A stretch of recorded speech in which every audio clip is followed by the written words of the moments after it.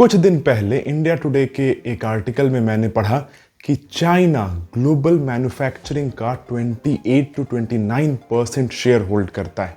यानी पूरे दुनिया में जितनी भी मैन्युफैक्चरिंग होती है उसका 29% सिर्फ चाइना में प्रोड्यूस होता है। अब आप समझ सकते हैं ये कितना बड़ा नंबर है। अगर हम इसके प्रतिद्वंदी अमेरिका का बात करें तो वो 22% से घट के 17% हो गया है। यूरोपियन यूनियन का भी बुरा हाल है। यानी आप देख रहे हैं जहां पे manufacturing across the developed countries, जो बड़े बड़े देश है, वहां पे कम हो रहा है, बट चाइना में बढ़ता जा रहा है 28 to 29%।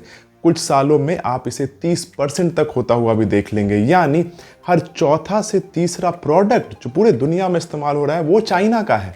एग्जाम्पल के तौर पे जिस लाइट से रिकॉर्डिंग हो रही है चाइना, जिस फोन से रिकॉर्डिंग हो रही है चाइना, जिस पे एडिट होगा चाइना। मोस्ट चांसेस यही है कि जब आप इस वीडियो को देखेंगे तो वो डिवाइस भी होगा चाइना।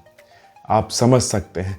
अब इसमें सबसे चौंकाने वाली बात यह है कि वो हमारा नेबरिंग कंट्री है, वो हमारा पड़ोसी है।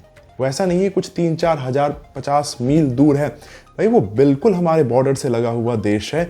और जब 1950s यानी जब भारत आज़ाद हुआ था 1950s 1955 के आसपास, तो चाइना का जो ग्लोबल मैन्युफैक्चरिंग है और हमारा बहुत ज़्यादा अंतर नहीं था, हार्ड टू हार्ड 0.6% का।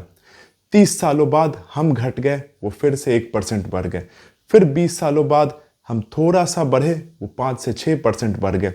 और पिछले 2-3 दशक में, ये 2 दशक में ही मानिए, हम 1 से 1.5% बढ़ पाए हैं और वो 20% का जंप लिए।